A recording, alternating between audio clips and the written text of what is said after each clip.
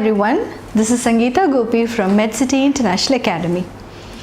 Today's video, I'll be discussing OET Speaking and what are the things that can be corrected to ensure a very good grade in your speaking.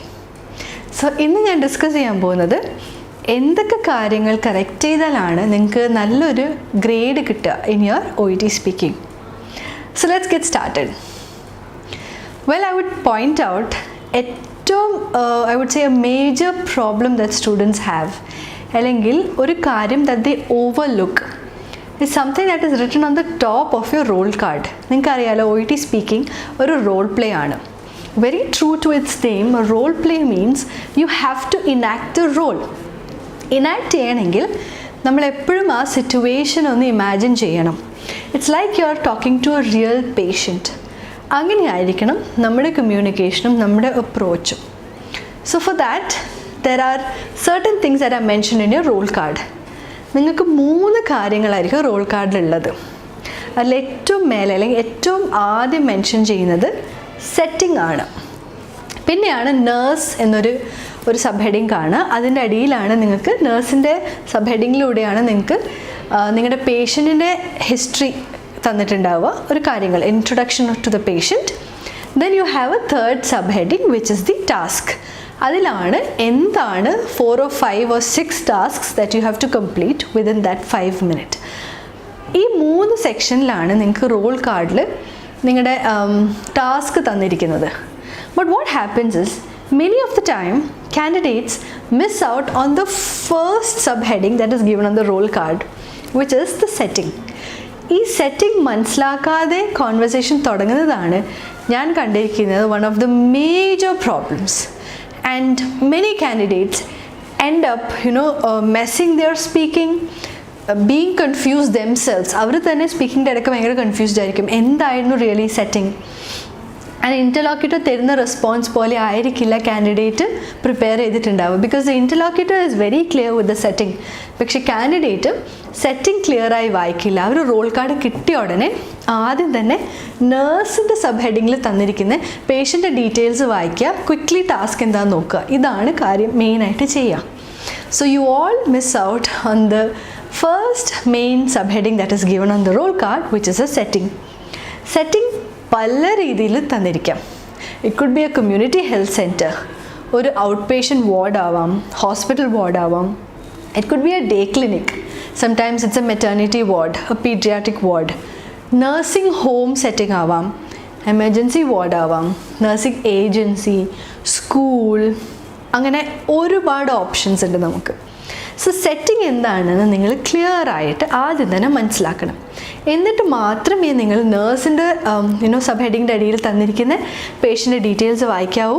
എന്നിട്ട് മാത്രമേ നിങ്ങൾ ടാസ്കും എന്താണെന്ന് check ചെയ്യാവൂ. So ആദ്യം you should be very clear with what the setting is. Because according to the setting you decide how to start your conversation and the tone of your speaking. നമ്മൾ ആരോടാണ് സംസാരിക്കാൻ പോകുന്നത്, എന്ത് രീതിയിലാണ് നമ്മൾ സംസാരിക്കേണ്ടത്, ഇതൊക്കെ സെറ്റിംഗ് തന്നെ നമുക്ക് വെരി ക്ലിയർ ഇൻഫർമേഷൻ തരുന്നുണ്ട്. നിങ്ങൾ വിചാരിക്കുന്നുണ്ടാവും എങ്ങനെ, isn't it all the same? Because as a nurse you're just talking to a patient. അതല്ലേ underlying fact. So why should we be bothered about the setting? അതായിരിക്കും നിങ്ങൾ വിചാരിക്കുക. But if setting is not relevant, why should it be given in the first place? സെറ്റിംഗിൽ വളരെ വലിയൊരു relevance ഉണ്ട്. Like I said, depending on the setting, you have to frame your conversation. നിങ്ങൾ എങ്ങനെ തുടങ്ങുന്നു എന്നത് പോലും സെറ്റിംഗ് തന്നെയാണ് ഡിസൈഡ് ചെയ്യുന്നത്. ഫോർ എക്സാമ്പിൾ, അതൊരു കമ്മ്യൂണിറ്റി ഹെൽത്ത് സെൻറ്റർ ആണെങ്കിൽ, അപ്പോൾ നിങ്ങൾ സെറ്റിങ്ങിൽ വായിച്ചു കമ്മ്യൂണിറ്റി ഹെൽത്ത് സെൻറ്റർ, അപ്പോൾ ഇമ്മീഡിയറ്റ്ലി നിങ്ങളുടെ മനസ്സിൽ പോകേണ്ട കാര്യങ്ങളുണ്ട്. ഓക്കെ, കമ്മ്യൂണിറ്റി ഹെൽത്ത് സെൻറ്റർ ആണെങ്കിൽ there is a possibility that I already know the patient. കാരണം പേഷ്യൻറ്റ് ഫ്രീക്വൻ്റ്ലി വിസിറ്റ് ചെയ്യുന്ന ഒരു സ്ഥലമായിരിക്കില്ല. കമ്മ്യൂണിറ്റി ഹെൽത്ത് സെൻറ്റർ എന്ന് പറഞ്ഞാൽ ആ ലോക്കൽ ഏരിയയിലെ ആൾക്കാർക്ക് വിസിറ്റ് ചെയ്യുന്നൊരു ഹെൽത്ത് സെൻറ്റർ ആയിരിക്കും. സോ മേ ബി എനിക്ക് ആ ആൾക്കാരൊക്കെ ഓൾറെഡി അറിയാം. So that is a possibility. There is also a possibility that the patient may be completely new to me.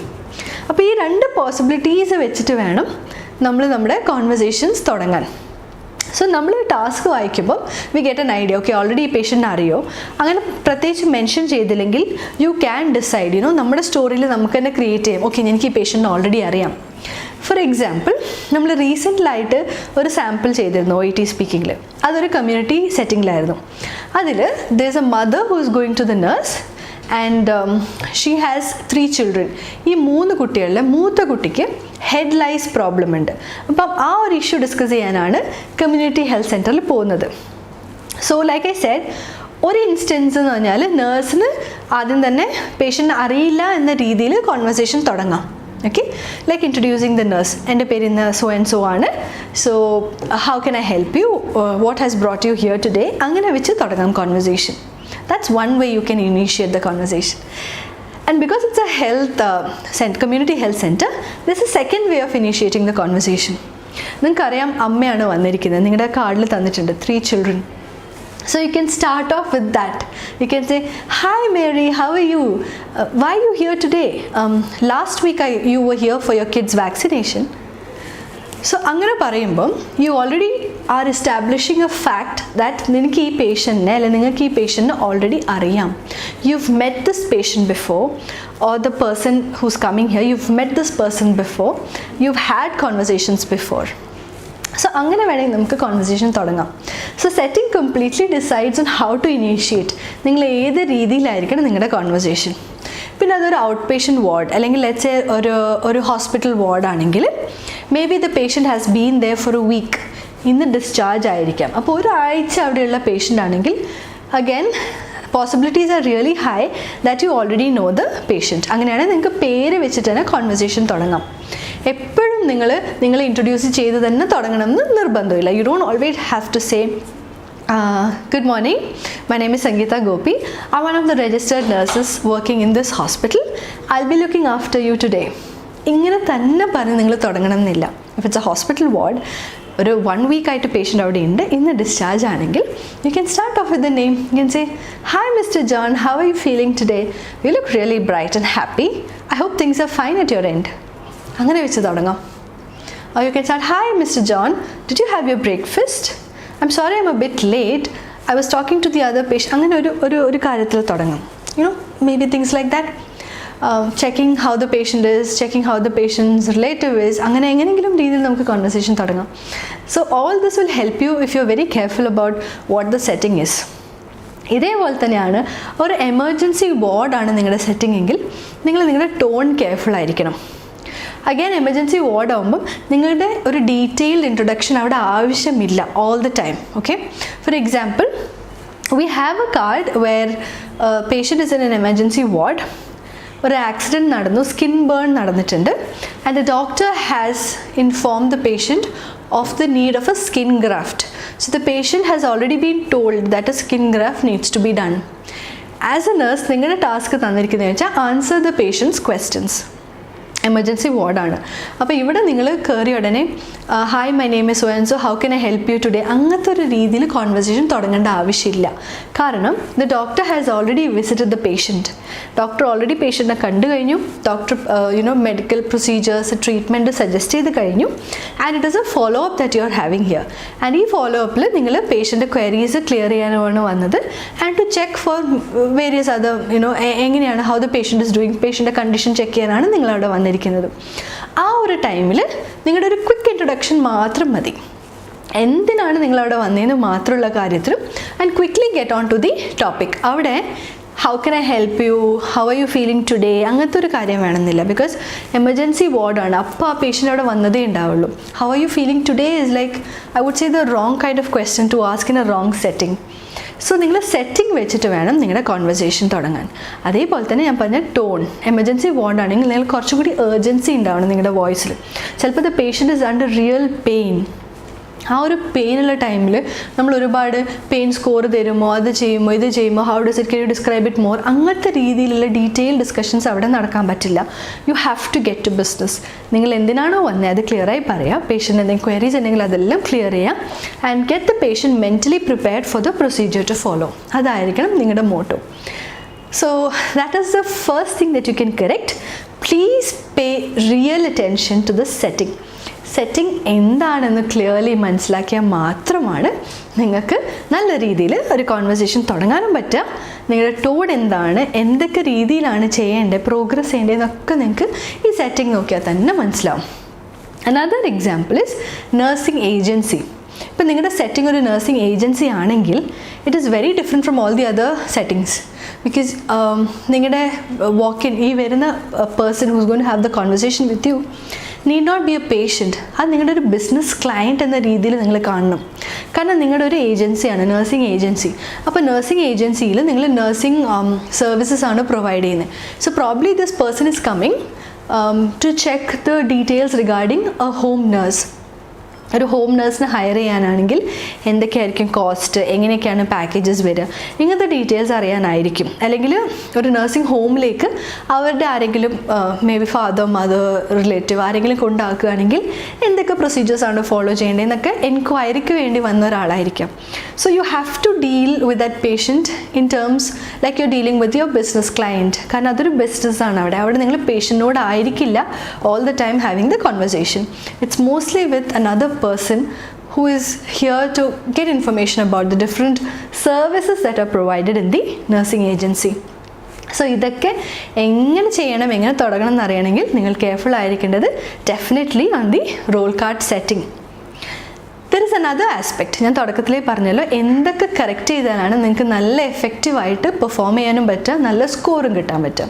അതിൽ ഫസ്റ്റ് ആസ്പെക്റ്റാണ് ഞാൻ പറഞ്ഞത് സെറ്റിംഗ്.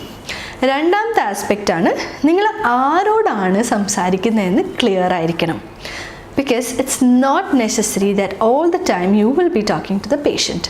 നിങ്ങളെപ്പോഴും പേഷ്യൻറ്റിനോടായിരിക്കില്ല കോൺവെർസേഷൻസ് നടത്തുന്നത്. There is another possibility and that is you might be having a conversation with a carer. അല്ലെങ്കിൽ പേഷ്യൻറ്റിൻ്റെ സപ്പോർട്ടറിൻ്റെ കൂടെയാണ്, റിലേറ്റീവിൻ്റെ കൂടെയാണ് നിങ്ങൾ സംസാരിക്കുന്നത്.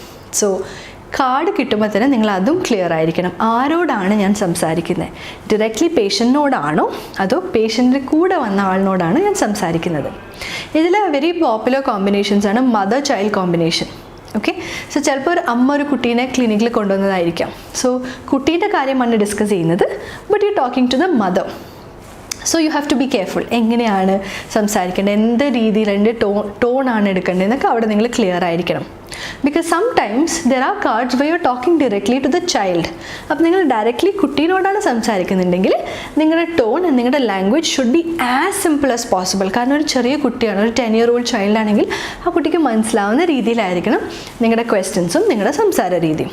പക്ഷേ if you talking to the mother of the child, നിങ്ങൾ അവിടെ അത്ര കെയർഫുൾ ആയിരിക്കേണ്ട. ടോൺ വെരി സിമ്പിൾ ആക്കാൻ അല്ലെങ്കിൽ ലാംഗ്വേജ് വെരി സിമ്പിൾ ആക്കാൻ അത്ര കെയർഫുൾ ആയിരിക്കേണ്ട. കാരണം മദറാണ്. സോ കുറച്ചുകൂടി കോംപ്ലിക്കേറ്റഡ് ആസ്പെക്ട്സ് മനസ്സിലാവാൻ പറ്റുമായിരിക്കും. Again depending on the kind of mother you are talking to. So നിങ്ങളുടെ നേഴ്സ് എന്ന സബ് ഹെഡിങ്ങിൻ്റെ അടിയിൽ മേ ബി പേഷ്യൻറ്റ് ഡീറ്റെയിൽസ് ആണല്ലോ അവിടെ തരാം. So Michael, a 10-year-old boy, is in the clinic or has undergone a tonsillectomy surgery. അതാണ് കാർഡിൽ തന്നിരിക്കുന്നത്. അപ്പോൾ parent, mother or father is worried about the discharge. അപ്പോൾ ഇന്ന് ഡിസ്ചാർജ് ആണ് മൈക്കിളിൻ്റെ. പക്ഷെ അമ്മയോ അച്ഛനോ ആരാ കൂടെ ഉള്ളതെന്ന് വെച്ചാൽ അവർ ദേ നോട്ട് റിയലി ഷുവർ, ഡിസ്ചാർജിന് റെഡിയല്ല. സോ ഇങ്ങനത്തെ ഒരു കണ്ടീഷനിൽ നിങ്ങൾ പേരൻറ്റിനോടാണ് സംസാരിക്കുന്നത്. So make sure you are not saying hi Michael, how are you, എന്തൊക്കെയുണ്ട് മൈക്കിളിൽ നിന്ന് പോകണോ, ഡിസ്ചാർജ് ആവുമല്ലേ, ആൻഡ് യു ഹാപ്പി, അങ്ങനത്തെ ഒരു കാര്യത്തിൽ മൈക്കിളിനോട് സംസാരിക്കാതെ you are addressing it more to the parent. So maybe you can begin the conversations with Michael because Michael ഉണ്ടല്ലോ ആ സ്ഥലത്ത്, ആ ഹോസ്പിറ്റൽ വാർഡിൽ മൈക്കിൾ ഉണ്ട്, മൈക്കിളിൻ്റെ കൂടെ അമ്മയുണ്ട്. അപ്പോൾ അമ്മയോടാണ് കൂടുതൽ കോൺവെർസേഷൻസ് ചെയ്യേണ്ടത്. But probably you can start off saying hi Michael, I hope everything's fine today and you must be really happy you going to leave today from the hospital. And then address the mother, hi Mrs John, so are you all ready for the discharge? അങ്ങനെ വെച്ചിട്ട് തുടങ്ങിയിട്ട് conversation continue ചെയ്യാം. So be very careful. Mother child combination വരുമ്പം ഇതൊരു major മിസ്റ്റേക്കാണ് students ഉണ്ടാക്കാറ്. So be very clear whom you are addressing the conversation to. പിന്നെ second ഒരു ഇൻസ്റ്റൻസ് ആണ് husband wife combination. So patient ചിലപ്പോൾ ഹസ്ബൻഡ് ആയിരിക്കാം, പക്ഷെ നിങ്ങൾ വൈഫിനോടാണ് സംസാരിക്കുന്നത്. ഇങ്ങനെ ഒരു കോൺവെർസേഷൻ വരുമ്പോൾ ഏറ്റവും വലിയ മിസ്റ്റേക്ക് എന്താ പറയുക സ്റ്റുഡൻസ് ചെയ്യുന്നത്? Gender mistake. ജെൻഡർ എന്ന് പറഞ്ഞാൽ അവർ തുടങ്ങുക how is your husband, I hope he is fine, how did he have his medicine yesterday, അങ്ങനെ വെച്ച് തുടങ്ങും. പക്ഷേ കോൺവെർസേഷൻ കണ്ടിന്യൂ ചെയ്യുമ്പം മേ ബി ഷീ എന്ന് വെച്ചിട്ട് പറയും. ബിക്കോസ് യു ആർ ആക്ച്വലി നിങ്ങളുടെ മനസ്സിൽ നിങ്ങൾ വൈഫിനോടാണ് സംസാരിക്കുന്നത്. അപ്പോൾ നിങ്ങൾ പെട്ടെന്ന് ഷീ ഹീ വെച്ച് ഭയങ്കര കൺഫ്യൂഷനിലായിരിക്കും സംസാരിക്കുക. പല കാൻഡിഡേറ്റ്സും ഈ ഒരു വലിയ മിസ്റ്റേക്ക് ചെയ്യാറുണ്ട്. So please be really careful. നിങ്ങൾ ആരോടാണ് സംസാരിക്കുന്നത്, അവരുടെ ജെൻഡർ എന്താണെന്ന് ക്ലിയർ ആയിട്ട് മനസ്സിൽ വെക്കുക when you have the conversation. Because he she അങ്ങോട്ടും ഇങ്ങോട്ടും മാറിപ്പോവാം സംസാരിക്കുന്നതിൻ്റെ ഇടയ്ക്ക്. So be very clear with the gender of the person you're speaking to. And then the other combination possible is a patient and a friend. There is a card where a patient, I think he's a mine worker, he's fallen off from one of the floors of the mine, and he has a lot of injury. Now ആ worker ഹോസ്പിറ്റലിൽ വർക്കറിനെ കൊണ്ടുവന്നത് വർക്കറിൻ്റെ ഫ്രണ്ടാണ്. So nurse ഫ്രണ്ടിനോടാണ് conversation. So ഫ്രണ്ടിനോട് ചോദിക്കുകയാണ് എന്തൊക്കെ ഡീറ്റെയിൽസ്, എന്താ പറ്റിയത്, ഇയാൾ എന്തൊക്കെയായിരുന്നു ചെയ്യുന്നത്, അവരുടെ ഹെൽത്ത് കണ്ടീഷനെ കുറിച്ചാണ് ചോദിക്കുന്നത്. So remember you talking to the friend to get information about the patient. So how do you build your questions, how do you build your conversation? So you should be very clear with that. So this is another very very important aspect. നിങ്ങൾ ആരോടാണോ conversation എന്ന് നിങ്ങൾ clear ആയിരിക്കുക. പേഷ്യൻറ്റിനോടാണെങ്കിൽ accordingly, but there are lot of cards way you are addressing the carer. പേഷ്യൻ്റെ കൂടെ വന്ന relative, അത് മദർ ആവാം, ഫാദർ ആവാം, ഹസ്ബൻഡ് വൈഫ് ആവാം, ഫ്രണ്ട് ആവാം, ഇങ്ങനെ ആരോടോ ആണ് നിങ്ങൾ സംസാരിക്കുന്നത്. അങ്ങനെയാണെങ്കിൽ എങ്ങനെയായിരിക്കണം നിങ്ങളുടെ conversations move forward? How does it move forward? എങ്ങനെയാണ് നിങ്ങളത് മുന്നോട്ട് കൊണ്ടുപോവുക എന്ന് നിങ്ങൾ ശ്രദ്ധിക്കണം. So I hope this video is quite clear to all of you. These are the two important aspects that I'd like to bring to your notice. നിങ്ങൾ ഇത് രണ്ടും നല്ല കെയർഫുള്ളായിട്ട് പ്രിപ്പയർ ചെയ്യുകയാണെങ്കിൽ setting and the person you are addressing the conversation to, ഒരുപാട് വരുന്ന mistakes നിങ്ങൾക്ക് ഈ OET സ്പീക്കിൽ നിങ്ങൾക്ക് ഒഴിവാക്കാവുന്നതാണ്. So I hope this video helps a lot of you out there to practice for your OET speaking. In case you have any other queries, I promise to come up with more videos, but we will make sure that all your queries are also answered if you send us as comments. So thanks a lot for watching.